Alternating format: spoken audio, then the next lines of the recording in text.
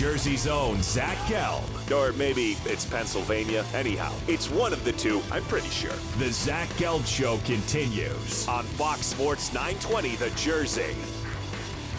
5:17 on this Thursday from the Princeton Orthopedic Associates studios. This is the Zach Gelb Show, taking you up until 6 p.m. Carl Pavano, former MLB pitcher, now does a brilliant job on the Marlins broadcast for Fox Sports in Florida. Joins us on the hotline right now. Carl, thanks for a few minutes, and how are you? Great, guys. How you doing? Well, I'm doing great, and thank you so much for coming on. And I'm really surprised with the Marlins this year. Only 5.5 back in the NL East. But right now, if the postseason was to end today, my Mets would be out and the Marlins would be in that second wild card spot. How about the Marlins this year? No doubt about it. I'm not surprised at all. I mean, I think bringing in Mattingly and, getting some of these guys pitching and going, and, it's turned out to be a really good race. I think the Mets are a big surprise for me, the way they're reeling out of control. And Washington, how they stepped up, I thought for sure their lineup was going to be their downfall, but that's really, their pitching's obviously their strength. But the Marlins, no doubt about it, no surprise there. They're a great team. They got the right captain and Mattingly, the right voice.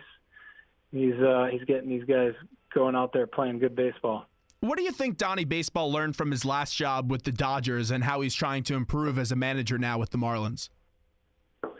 I think you're constantly learning. I think, when you have a career that he had and he was in New York, the things that you learn there, I think, are unprecedented because that's a totally different animal. And then you go out to another big, fishbowl like Los Angeles, and, he was under quite a bit of scrutiny, had really good teams, high payroll, so that's not always the answer. We found that out. Every year there's always a team that doesn't have the highest payroll that wins and proves everyone wrong, and that's going to be the case every year. But I just think he's constantly learning. I think he's a real conscientious guy, really cares about his players. I think that's important, and I think he's a real leader. I mean, I think guys really trust what he says. He's a player's manager. He's not going to sugarcoat things. I mean, he'll say things that surprise you, even as for me in the media. But the honesty, I really enjoy, and I think players really take to that because they know that he's got their back, but he's not going to sugarcoat it. If you're not going good, he's not going to tell you you're doing well. And from my experience, I always appreciated that as a player. You know it better than anyone. The Marlins have won 2 World Series in their short time in the MLB compared to other teams, but a lot of times the Marlins, they make a lot of headlines, they bring in a lot of free agencies, and then they have a quick fire sale. But this year it seems like they're going to be active at the deadline. What do you think the Marlins really need to add on that baseball team right now? I think just keep getting solid pitching. Obviously behind Fernandez, there's some younger guys that are learning their trade. You got to like what you're hearing from them and what you're seeing from them, but just not as consistent as you like. I think Stanton's turning it around. I mean, I think he's had one of those years where, he'd fall in and out, but never for that long period of time, but he's getting it going. I think losing Gordon, I mean, for me, I was really shaking my head like, wow, and they've overcome it. Dietrich has stepped up. Hetch isn't playing his best, at the plate, but the guy could pick it, saves you a bunch of runs. Prado, great year. I mean, all around the diamond, Yelich, Ozuna. I mean, the things that he was put through last year, the adversity that he's been able to come back from as a young guy. I mean, he was really taking it, on the chin pretty good last year. And then in the off season with the trades, and he stepped up. I mean, I know they made, quite a bit of moves with the coaching staff. Great personalities. You got Wallach, Bonds, Menachino in there, Schneider, Bundy, and Mattingly. I mean, all that adds to the whole, the whole environment, winning environment that they want there. And, it's come together pretty quick, probably quicker than some would think. But, the talent's always been there. It's about getting the right voice, getting that talent out there and doing the job. And they're doing it. I've always been a big baseball fan, and I take a look. I'm a big Mets fan, and then being here, I have to cover the Mets, the Yankees, and the Phillies in this market in Trenton and Princeton, Mercer, Bucks County, all that great stuff. But really, when you take a look at the game, one of the best stories in baseball this year has been Ichiro, and we all know Ichiro is going to be a Hall of Famer, but last year he was batting .229, and now he's batting .342. He's like fine wine. He just gets better with age. He's 42, and he's hitting .342. It's unbelievable, Carl. There's no doubt about it. And he's filled an important role the last 2 years, not only on the field but off the field. I mean, what he brings as far as the respect he has for the game, the dedication that he has, even at his age, 42, to keep himself out there, keep him at his best. I mean, those are great examples for those young kids that maybe, they'll lose their focus every once in a while on how to be successful because you take advantage of your body feeling good every day and maybe not trying to get the most out of it. And I think it's been great for a lot of those guys to see. But it's always exciting when someone's going for their 3,000th hit like he is. And, guys get hurt. He's still done. I think last year with the amount of at-bats and games played, I think that wore him down a little bit. I think Mattingly has done a great job of keeping him fresh.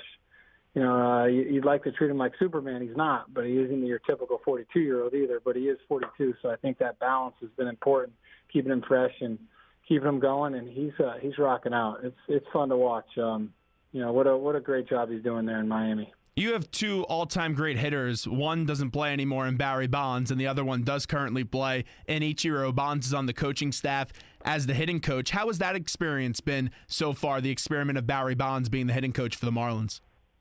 I think it's been great. I mean, I've enjoyed the conversations I know I've had with him, and you could hear a lot of the guys. They're excited to have him around, his experience. And he's not a guy to mix words. I mean, he's a competitor. He always wanted to be the best. He came from, obviously a bloodline that was the best. So he had not an easy road, keeping up with the expectations that were in his family between his uncle, Willie Mays, and his father. But, I think there's a lot to share there. And those type of guys see the game a lot different than, some of the non-immortals that do. And, they pick up things that, guys maybe would never think of that are just totally feathers in your cap. And there's no doubt about it. He's got some of those intangibles, and it's great. It's great for that whole team to have someone like that in the staff. So, Wallach was a 9-time All-Star. I mean, just because he's not the home run leader. And Mattingly, and a lot of those guys have great experience that I think has fed into, keeping these young guys going and consistent, keeping their mind right, and keeping that mentality of going out and getting the job done. We're talking to Carl Pavano, who joins us right now on the Zach Gelb Show. Carl does a great job with Fox Sports in Florida, former MLB pitcher. So when you came over here to the Yankees, what attracted you to the Yankees at that time? The team. I was a Yankee fan growing up in Connecticut. That was a big. But I got an opportunity to go to Boston during that free agency, and actually I played with a lot of the guys in Boston, but I thought the Yankees had the better team as far as the veterans and the staff, the pitching staff. And, it didn't go quite as planned, but, they did have a great team 3 out of the 4 years they were in the playoffs. And, I think Joe Torre, Stoudemire, I just think there was a lot of allure that, I just couldn't shake. I had to give it the opportunity, and it might have been my only opportunity. So I decided that was the right place for me. A lot of unfortunate injuries when you were here in New York. When you take a look back at it all these years after removed from the game, how would you describe your time with the Yankees? Very frustrating, not only for me, but for my teammates, some of the coaching staff. And I also look at it as 4 years of my prime where I was, unable to do the job that I enjoyed doing and going out there and having success. I made 26 starts in 4 years. 2009, I had 32 starts. So that just goes to show I missed out. The team could have used me in the playoffs during the season, and then I made it tough on our staff by not being out there, our team not being out there. That was a lot to handle, and that was the most difficult part. But to get through the injuries, I guess there was a little silver lining. I was able to have a career after that, but during those 4 years, there's no doubt I hurt that team tremendously. I was having this conversation the other day really about when people come to a big market like in New York or Boston, there's so much pressure because you were a guy that, you played with Montreal, you played with the Marlins, nothing like the New York media. How much pressure was there when you came to New York, and did any of the negative feedback that you heard from the media or the fans at all affect your confidence? No, my confidence as far as knowing that I could get the job done never wavered. When I was healthy, there's no doubt that I went out there. I was the best guy in that mound. So that never wavered. I think the fact that my injuries were made up, or there's some fictitious about them, or the pressure was getting to me and I didn't want to pitch, that definitely wore on me, no doubt about it. And it actually hurt me because you start to hear those things, you start to want to prove them wrong, and before you know it, you get away from the process, and you're rushing yourself through injuries, and you're rushing yourself through this and that, and you're compounding the problem instead of making it better because the anxiety of it is just putting you in a spot to do things that your body's not ready to handle or rush, an extra week there, an extra week there could have made a big difference. But, And I think that hurt me the most. But as far as knowing the ability to go out there and win a Major League Baseball game and belonging there, that never affected that confidence. We're talking to Carl Pavano, who joins us right now. And let's get to the Mets and the Phillies, teams that you see all the time in the NL East covering the Miami Marlins. And the Mets, they get to the World Series last year. It was an unexpected trip. We all know they have a really good rotation, but those guys are a little bit worn down from last year, having going through all those innings pitched. And also with the Phillies right now, Aaron Nola, who's really in his first big league season, has just been awful his last 4 starts, having trouble getting out of the third and fourth inning. What would you say to a young pitcher? What advice would you give to a young pitcher about overcoming these struggles? First of all, you got to get the recipe right. There's a recipe. Everyone has a different recipe for success.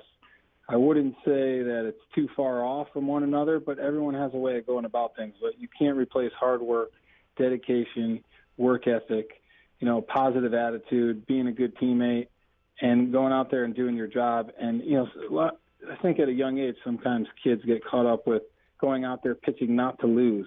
I mean, it creates, I think, negative thoughts. You got to go out there to win, and tell yourself things you want to happen, not things you don't want to happen, and that takes experience.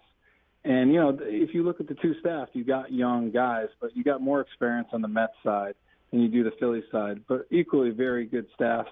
I think obviously the lineup on the Phillies is not the lineup that the Mets have. But the Mets losing Murphy and Duda not being in the lineup, that's hurting them. But, I think, from a pitching standpoint, you got to go through the peaks and valleys.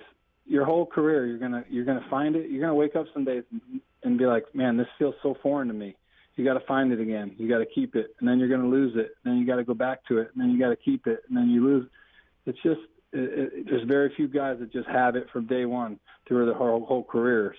It's almost impossible. You have to work at it, and it all starts with attitude and work ethic, and you got to work through some things to figure out what you're made of. And once I've always said, if you could do it once, you could do it again. You get through that first swamp, the second one might hit you, but you've already got through one. So I feel like that's a feather in your cap. But guys have to go through those experiences. And what separates to me the difference from a good pitcher to a great pitcher is a guy that could go on out there. A great pitcher, even when he doesn't have his best stuff, he just finds a way to get through 6 innings. How do you do that as a pitcher when you sit there in the first inning and you're like, wow, I don't really have it on my fastball, but then you end up making it into the 6th inning? I think a great example of that is Fernandez this year. He started off slow. He was walking a lot of guys. Last year, coming off his Tommy John, he had some of the best control I've ever seen him have. And then this year, it just wasn't the same. He was trying to do too much. Trying to do too much hurts you. I think, you got to stay within your game plan. I think having a game plan and knowing hitters' weaknesses is a big deal, because when you don't have your best stuff, you can exploit their weaknesses and not have to be perfect. When you have your best stuff, you're beating guys on their strengths, their weaknesses. But that's, out of 5 starts, what do you have your best stuff in all reality? Twice, if you're lucky. Those other 3 starts are going to be a battle. Those are the ones that make or break your career, your year, your month. So you got to learn. You got to learn hitter swings. You got to learn, and for me, I had a great memory. I always knew pitches that I threw to other hitters. So I was constantly not second-guessing myself, but I knew, what did I get this guy out on? What was he looking for? And you take that into your next game, because you're going to face this guy again. And there's a cerebral part of pitching. People say you could think too much. You can, but you could also not think enough. No doubt about that, as we're talking to Carl Pavano right now. And you take a look, Matz is going to be on the hill tonight for the Mets as they get ready to open up in a 4-game series versus the Cubbies. It's going to be Matz up against Lackey. And with Matz and Syndergaard, the big story here in New York, if you don't know, is they're both pitching with bone spurs. And general manager Sandy Alderson said Noah Syndergaard's is really insignificant. That's just a scary situation right now, because Syndergaard and Matz are both so good. The Syndergaard stuff is just unreal. And I just get so scared even hearing the words bone spur mentioned. Yeah, no doubt about it, with all the stuff that's been said, and done with the Tommy John. But, there's guys that have had those bone spurs removed and done all right. Strasburg's one of them. I don't think, this was after the fact of him having Tommy John. He had a bone spur removed. Those are things that can be managed.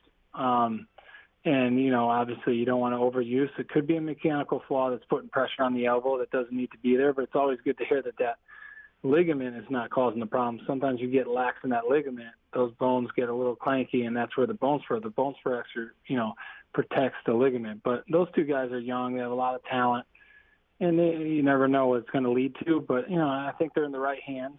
I think they're in a position where they got to go out and pitch because they're defending, a lot. And, they're the big guns. But, where do you draw the line of, when you're pushing them too far? I'm glad I'm not making those decisions. I know that.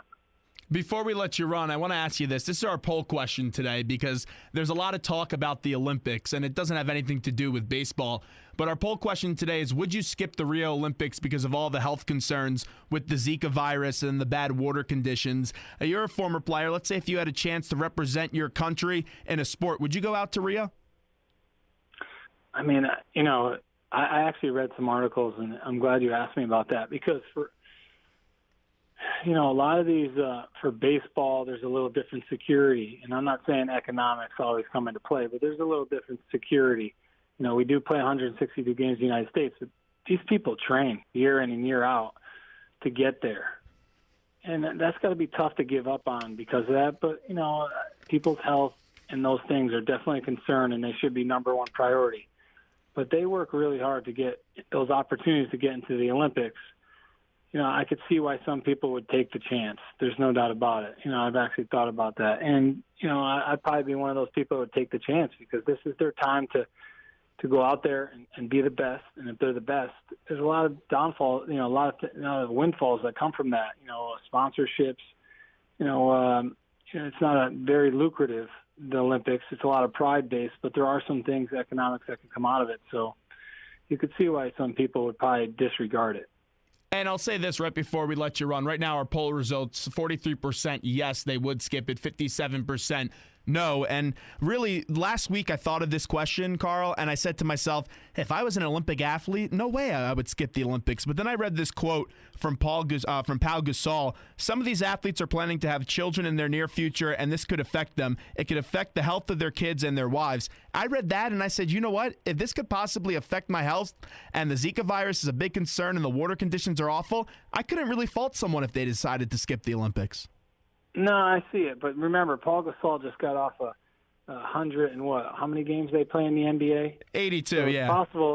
It's a little bit possible that, they're worn out. It's not a big deal. But some of these athletes, they train all year for this.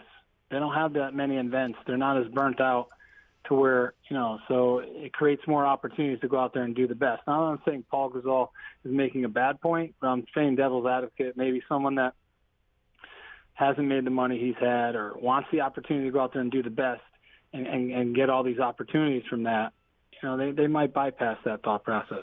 Well, Carl, this was a whole lot of fun, and just tell the Marlins to take it easy on my Mets next week because I'm not going to be in a good mood if the Mets don't find a way to win that series next week.